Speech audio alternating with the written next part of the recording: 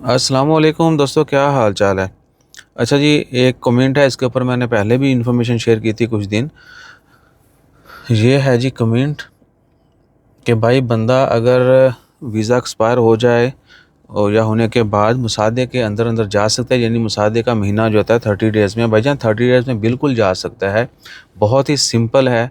जैसे ही आपका visa expire होता है और आप वापस जाना चाहते हैं तो आपने कैंसलेशन पेपर इशू करवाना है, जो कि पहले भी हो जाता है। पहले एयरपोर्ट पे होता था कि विद इन मंथ बंदा अब एग्जिट जाएगा एयरपोर्ट पे और बाप आपका या पीआरओ साथ जाता है, वो वहाँ पे कैंसिल कर देगा। अभी आप पहले भी ले सकते हैं मैन पावर से। तो जब आपने कैंसलेशन पेपर लेना है तो उनको अपनी ट्रैवल की डेट बतानी है, ठीक है जी। तो उसमें आपने टिकट देना होती है कि जी ये टिकट है हमारी, इस डेट को हमने ट्रैवल करना है। फिर आपका जो कैंसलेशन पेपर है उस तारीख तक वैलिड रहता है, उस टाइम तक वैलिड रहता है। आपने फिर उस कैंसलेशन पेपर और टिकट के मुताबिक लाजमी ट्रैवल कर लेना है। अगर आप ट्रैवल कर लेते हैं तो आपको कोई जुर्माना नहीं पड़ेगा 1 महीने में। अगर आप ट्रैवल नहीं करते, ठीक है जी, तो बाद में भी कैंसलेशन पेपर आप नया लेना पड़ेगा। वो एक्सटेंड या मॉडिफाई या वो वैलिड नहीं रहता, उस डेट तक ही रहता है। तो आपको दोबारा जब जाएँगे, वो फिर आपको पिछले जितने भी ओवरस्टे 1 दिन है, महीने हैं, साल है, उसका जुर्माना देना पड़ेगा। ठीक है जी? तो ये ज़हन में रखें कि जब आपका वीज़ा एक्सपायर हो जाए, आपने इमीडिएटली फ़ौरी तौर पे कैंसलेशन पेपर लेना है, ट्रैवल प्लान देना है, ये हफ़्ते बाद जाना है, 10 दिन बाद, महीने बाद, तो आपको उस डेट का पेपर मिलेगा, उस तक आपने रुक सकते हैं। उसके बाद आपने फ़ौरी जो है ना फ्लाई करना है।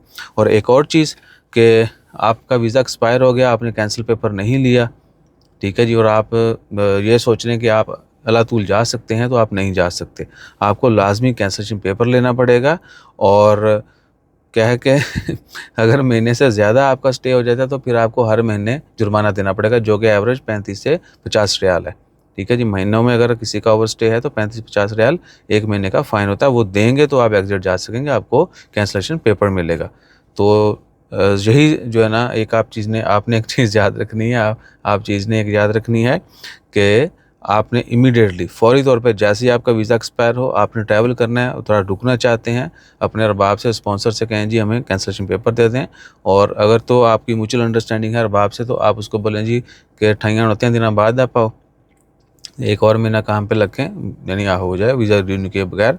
या फिर आप जब भी ट्रैवल करना चाहें विद इन मंथ, आप वो डेट लिखवा के टिकट दे के उस डेट को आप वापस जा सकते हैं। अगर आपने थोड़ी-सी भी इसमें कोताही की तो बाद में आपको लेने के देने पड़ जाएँगे। और मेजॉरिटी के साथ ये होता है कि उनको अपने अरबाब का नहीं पता है, या बस ऐसे ही फिसल गए हैं अरबाब से, किसी और से लग गए हो, तो वो फिर अलग इश्यूज़ होते हैं। ठीक है ना? और जुर्मानों के बगैर वल्लाही आप नहीं जा सकते। लोग कहते हैं जी मेरा इन्ना सी ओवरस्टे, मैं चला गया, मैनू पूछा ही नहीं।